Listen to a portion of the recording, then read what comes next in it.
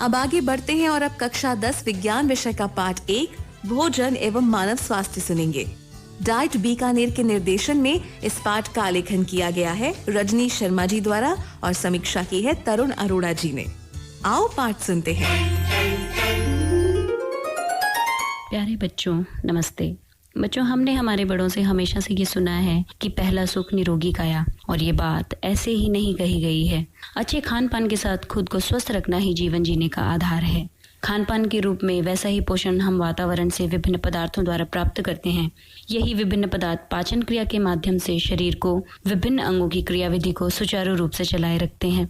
इसलिए अच्छा स्वास्थ्य बनाए रखने के लिए संतुलित आहार बहुत जरूरी है। एक कहावत है कि जैसा खाओगे अन्न वैसा बनेगा मन। इसका मतलब है कि हम जो भी आहार खाते हैं शारीरिक वृद्धि के साथ साथ हमारे बुद्धि विकास और विचार को भी प्रभावित करता है। संतुलित आहार शरीर को मजबूत बनाता है तथा कई प्रकार के रोगकारक सूक्ष्म जीवों से लड़ने को तैयार करता है। संतुलित आहार दिमाग को तेज और स्वस्थ बनाता है। संतुलित आहार एक ऐसा भोजन होता है जिसमें सभी आवश्यक पोषक तत्व उपस्थित होते हैं। संतुलित भोजन में कार्बोहाइड्रेट, प्रोटीन, वसा, खनिज लवण, विटामिन तथा जल की उचित मात्रा में उपलब्धता होती है। इनमें से लंबे समय तक यदि एक भी पोषक तत्व की अनुपस्थिति हो तो ऐसा भोजन असंतुलित माना जाता है और उसे कुपोषण माना जाएगा। कुपोषण का सीधा अर्थ है कि जिस तत्व की कमी आहार में होगी उस तत्व द्वारा किए जाने वाला कार्य नहीं होगा। हमारे देश में भी कुपोषण का एक बड़ा कारण लोगों में सभी पोषक तत्वों युक्त संतुलित आहार का पर्याप्त मात्रा में नहीं मिलना है। लेकिन कुपोषण का एकमात्र यही कारण नहीं होता, बल्कि कई बार गलत आदतों के कारण भी संतुलित भोजन का उचित उपयोग नहीं होता और कुपोषण प्रदर्शित होता है। हम कुपोषण के प्रभावों को विस्तार से समझने का प्रयास करेंगे। सबसे पहले विटामिन कुपोषण। कहते हैं ना कि देखन में छोटा लगे घाव करे गंभीर। हाँ, ठीक वैसे ही विटामिन भोजन का सूक्ष्म भाग होते हैं, मगर कार्य की दृष्टि से ये बहुत महत्वपूर्ण होते हैं। किसी एक भी विटामिन की कमी होने पर उसके लक्षण स्पष्ट नजर आते हैं। कुछ मुख्य विटामिन की बात हम करें तो विटामिन ए रेटिनॉल की कमी से रतौंधी नामक रोग होता है, जिसमें प्रकाश या रात में दिखाई नहीं देता। विटामिन B12 थायमिन की कमी से बेरी रोग, जिसमें हृदय की धड़कन कम हो जाती है, पेशियां और तंत्रिकाएं कमजोर हो जाती हैं। विटामिन B2 राइबोफ्लेविन की कमी से राइबोफ्लेविनोसिस, जिसमें मुंह के किनारे और होंठ की त्वचा का फटना और स्मृति में कमी आ जाती है। विटामिन B3 नियासिन की कमी से पेलेग्रा रोग, जिसमें जीभ और त्वचा पर पपड़ियां पड़ जाती हैं। विटामिन C एस्कॉर्बिक अम्ल की कमी से स्कर्वी रोग, जिसमें मुख्यतः मसूड़ों से खून आना, त्वचा पर चकत्ते बन जाना, ये सब लक्षण दिखाई देते हैं। विटामिन D कैल्सीफेरॉल की कमी से रिकेट्स रोग, जिसमें पैरों की हड्डियां मुड़ जाती हैं और घुटने पास आ जाते हैं। अब बात करते हैं प्रोटीन कुपोषण की। संतुलित भोजन में प्रोटीन भी एक मुख्य तत्व है। गरीबी के कारण लोग भोजन में प्रोटीन पर्याप्त मात्रा में सम्मिलित नहीं कर पाते और कुपोषित हो जाते हैं। छोटे बच्चों, गर्भवती महिलाओं और किशोरावस्था में प्रोटीन एक बहुत ही आवश्यक पोषक तत्व है। प्रोटीन की कमी से क्वशोर को रोग हो जाता है। इसमें बच्चे का पेट फूल जाता है और उसे भूख कम लगती है। स्वभाव चिड़चिड़ा हो जाता है। त्वचा पीली, सूखी, काली, चकत्तेदार होकर फटने लगती है और शरीर सूख कर दुर्बल हो जाता है। आंखें कांतिहीन और अंदर धस जाती हैं। इस स्थिति को मैरस्मस रोग कहते हैं। तीसरे प्रकार का कुपोषण है खनिज कुपोषण। विभिन्न प्रकार के खनिज भी हमारे शरीर को सुचारू रूप से चलाने के लिए महत्वपूर्ण है। हमारे रुधिर का महत्वपूर्ण वनक हीमोग्लोबिन का एक भाग हीम यानी कि लौह तत्व से बना है। इसकी कमी से रक्तहीनता के कारण चेहरा पीला पड़ जाता है। लौह तत्व के मुख्य स्रोत हैं यकृत, वृक्क, अंडे, मांस, बाजरा, रागी, दही, सब्जियां, गाजर, गुड़ आदि। कैल्शियम विटामिन D के साथ हड्डियों और दांतों को मजबूत बनाता है। इसकी कमी से हड्डियां कमजोर और भंगुर प्रकृति की हो जाती हैं। भोजन में दूध, अंडे, हरी सब्जियां ये सब कैल्शियम की पूर्ति करते हैं। आयोडीन की कमी से थायराइड ग्रंथि की क्रिया धीमी हो जाती है। थायरोक्सिन हार्मोन की कमी से गलगंड या घेंगा रोग हो जाता है। आयोडीन मुख्यतः नमक, समुद्री भोजन, जामुन, हरी पत्तेदार सब्जियों, जलीय मछली और काले नमक में पाया जाता है। सोडियम और पोटेशियम की कमी से मांसपेशियों में संकुचन, तंत्रिका आवेश संचरण, शरीर का विद्युत अपघटन और संतुलन बनाने की क्रियाएं प्रभावित होती हैं। सोडियम सामान्य नमक, मांस, मछली, अंडे और दूध में उपस्थित होता है। पोटेशियम सभी खाद्य पदार्थों में उपस्थित होता है। फास्फोरस भी कैल्शियम की तरह विटामिन D के साथ मिलकर हड्डियों और दांतों को मजबूती प्रदान करता है। दूध, हरी सब्जियां, बाजरा, रागी, सूखे मेवे, यकृत, वृक्क आदि फास्फोरस के स्रोत हैं। संतुलित आहार में स्वच्छ जल भी एक महत्वपूर्ण घटक है। इसके बावजूद भी हम उसे दिन पर दिन प्रदूषित करते जा रहे हैं। हमें इस बात का जरा सा भी आभास नहीं है कि इतने कम उपलब्ध जल के स्रोतों का हम बहुत तेजी से दोहन कर रहे हैं और जल्द ही हमारे सामने जल का संकट अपने विकराल रूप में मौजूद होगा। हमारे उपयोग का लगभग सारा जल नदियों, झीलों या भूमिगत स्रोतों से आता है। इस जल को हम काम में लेने के साथ साथ प्रदूषित भी करते जा रहे हैं और ऐसा करके हम खुद के भविष्य को ही गर्त में धकेल रहे हैं, अपने जीवनदाता जल पर ही वार कर रहे हैं। जल के उपयोग से हम सब वाकिफ हैं। पीने में, भोजन बनाने, नहाने, बर्तन, कपड़े, कृषि, उद्योगों आदि में पानी का उपयोग किया जाता है। जल की एक विशिष्ट बात यह है कि ये पृथ्वी पर पाई जाने वाली एकमात्र ऐसी चीज है जो पदार्थ की तीनों अवस्थाओं में पाई जाती है। जल हमें जिस अवस्था में मिलता है उसमें कई तरीके के कण और सूक्ष्म जीव होते हैं। उनमें से कुछ हमें फायदा पहुंचाते हैं और कुछ नुकसान। इसलिए हमें यह जानना जरूरी है कि जो पानी हमें पीना है उसमें कई गुण भी होने चाहिए। मुख्यतः जल में आंखों से दिखने वाले कण और वनस्पति नहीं होनी चाहिए, हानिकारक सूक्ष्म जीव नहीं होने चाहिए। जल का पीएच संतुलित और पर्याप्त मात्रा में ऑक्सीजन घुली हुई होनी चाहिए। चूंकि हमारे शरीर के महत्वपूर्ण कार्यों में जल ही सबसे बड़ा सहायक है, इसलिए शरीर की उपापचयी क्रियाओं के लिए जल का पर्याप्त मात्रा में शरीर में जाना अत्यावश्यक है। एक दिन में कम से कम हमें 8 से 10 गिलास पानी पीने की सलाह दी जाती है और अगर शारीरिक श्रम हम कुछ ज्यादा करते हैं तो पानी की मात्रा हमें थोड़ी और बढ़ानी चाहिए। पर्याप्त मात्रा में पानी पीने से शरीर के सभी जहरीले पदार्थ जो हैं वो बाहर निकल जाते हैं और शरीर रोग मुक्त रहता है। शरीर में ऊर्जा बनी रहती है, थकान का एहसास नहीं होता। पानी की पर्याप्तता से शरीर में रेशों की मात्रा भी पर्याप्त बनी रहती है जो कि रोग प्रतिरोधक क्षमता को बढ़ाता है। प्रचुर मात्रा में पानी पीने से शरीर में अनावश्यक चर्बी जमा नहीं होती। उचित मात्रा में पानी पीने से किसी प्रकार की एलर्जी, अस्थमा, आंत की बीमारियां, फेफड़ों का संक्रमण आदि की आशंका कम हो जाती है। भरपूर पानी पीने से पथरी होने का खतरा भी टल जाता है और सर्दी जुकाम जैसे रोग भी नहीं होते। इसलिए अत्यंत आवश्यक है कि पीने का जल दूषित ना हो, अन्यथा हमें कई बीमारियां चपेट में ले सकती हैं। क्योंकि दूषित पानी का मतलब है उसमें रोगकारक सूक्ष्म जीव जैसे विषाणु, जीवाणु, प्रोटोजोआ, कृमि आदि उपस्थित होते हैं और ये रोगकारक सूक्ष्म जीव पानी के साथ शरीर में दाखिल हो जाते हैं और बड़ी आसानी से हैजा, पेचिश जैसी बीमारियों का शिकार बना देते हैं। गंदे पानी से वायरल संक्रमण भी हो सकता है। वायरल संक्रमण के कारण हेपेटाइटिस, फ्लू, कॉलेरा, टाइफाइड और पीलिया जैसी खतरनाक बीमारियां होती हैं। बच्चों, मैं आपको बताना चाहूंगी कि राजस्थान में बाला या नारू रोग नामक एक गंभीर समस्या थी। इसका रोग कारक ड्रैकेनकुलस मेडिनेंसिस नामक कृमि है। इसकी मादा कृमि अपने अंडे सदैव परपोषी के शरीर के बाहर जल में देती है।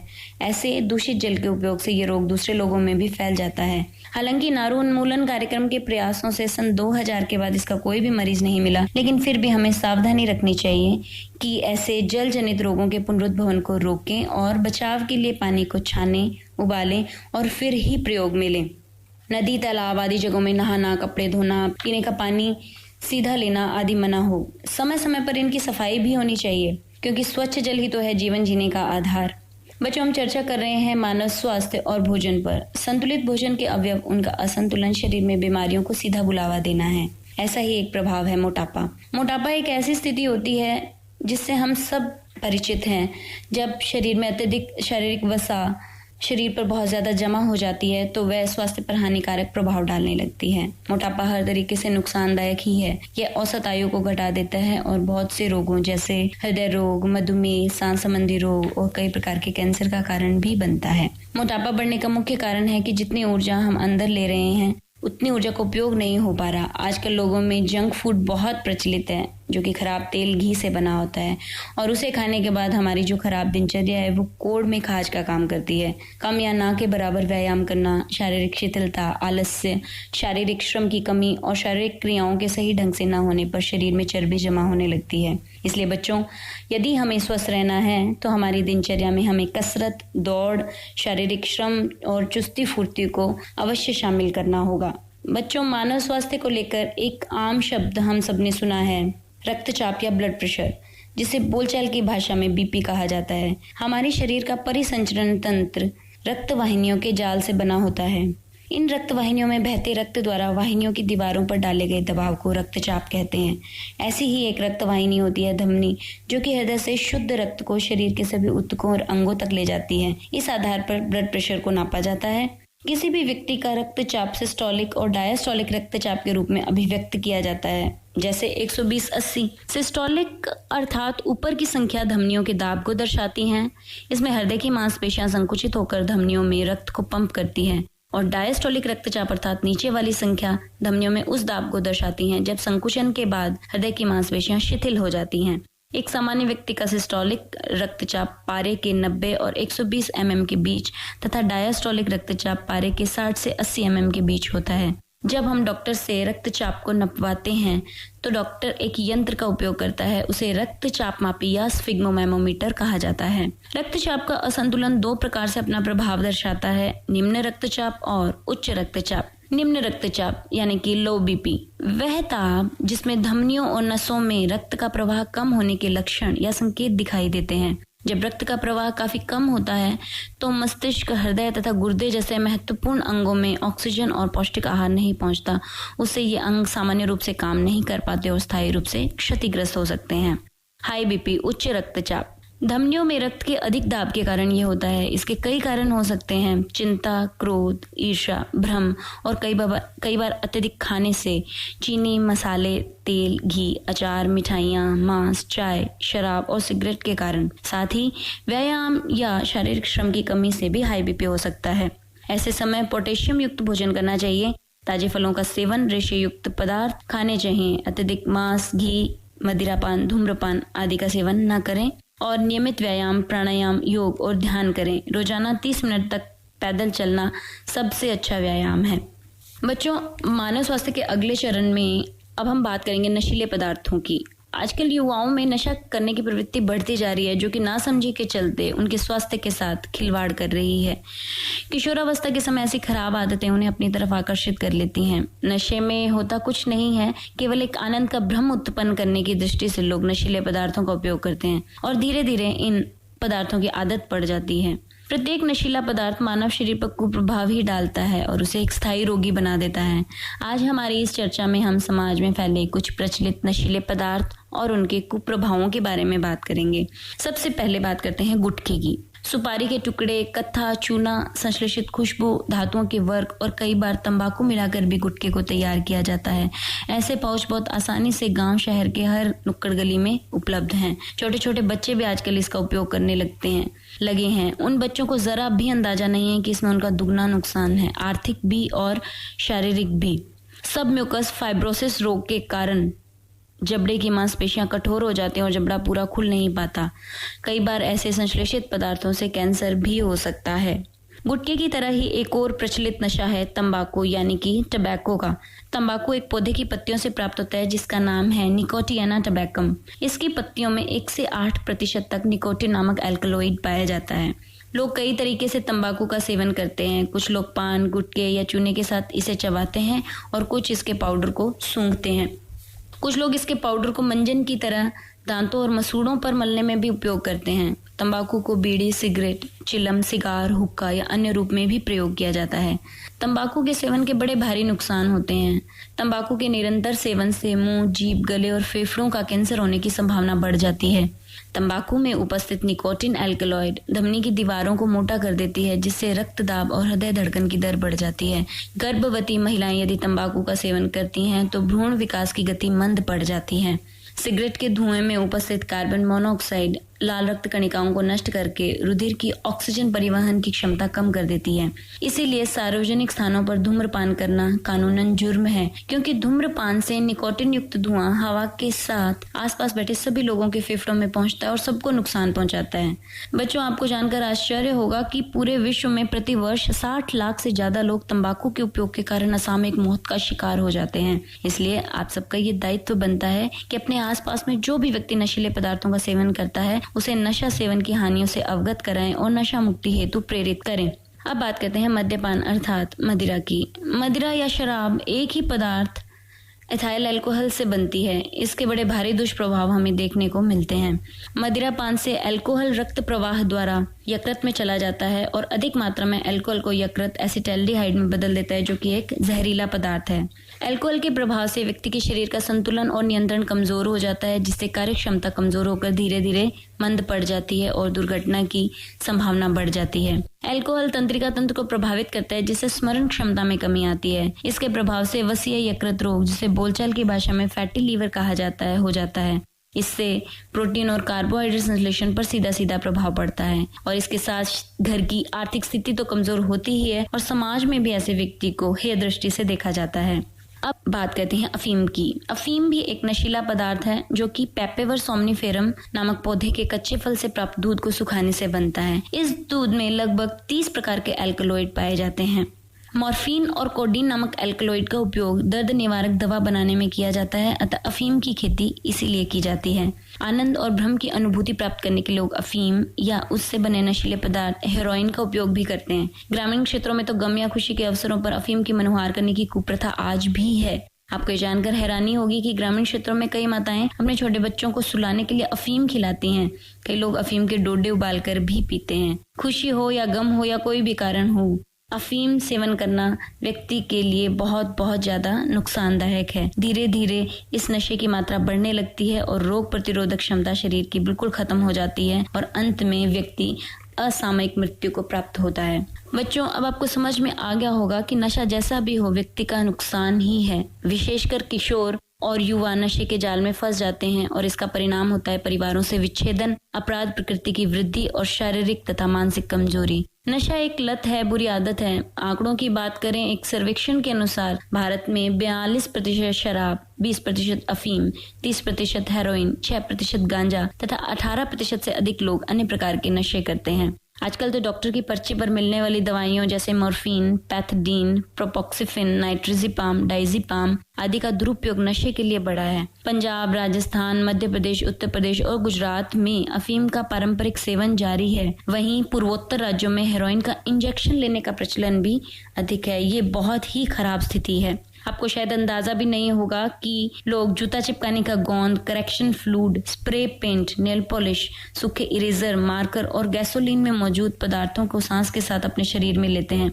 छोटे छोटे मासूम नासमझ बच्चों को पता ही नहीं चलता कि भूख और गरीबी जैसे दुस्वप्न से बचने के लिए फेफड़ों में सूजन, गुर्दों की खराबी और कभी ना ठीक होने वाली मानसिक क्षति जैसी समस्याएं वो बेवजह ही मोल ले लेते हैं। बच्चों, आजकल हम सुनते हैं घरों में हमारे परिजन हमें कहते रहते हैं कि हमें बाहर की चीजें नहीं खानी चाहिए, वो खराब होती हैं, घर की बनी चीजों को प्राथमिकता देनी चाहिए, क्योंकि आजकल बाजार में बनी हर चीज में कुछ न कुछ मिलावट होती है। इसलिए उनकी चिंता भी स्वाभाविक है। हमारे दैनिक उपयोग की वस्तुएं भी काफी हद तक मिलावटी ही आ रही हैं, जो कि चिंता का विषय है।